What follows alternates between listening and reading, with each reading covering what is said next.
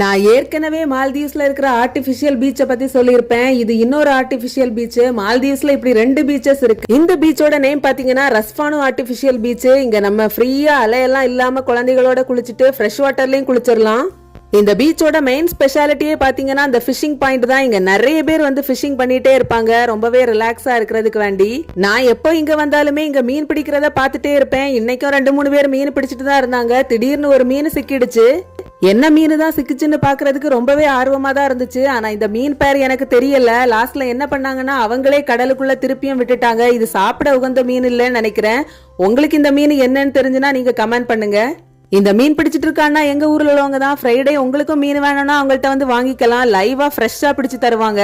இந்த பீச் பாத்தீங்கன்னா scuba diving போறவங்களுக்கும் ஏத்த பிளேஸ். இந்த சிம்பிள் அதை தான் குறிக்குது. அதுக்கப்புறமா டீ ஸ்நாக்ஸ் எல்லாம் வாங்கி அப்படி ரிலாக்ஸா உட்காந்து குடிச்சிட்டு சன்செட்டையும் பார்த்துட்டு வீட்டுக்கு கிளம்பிட்டோம்.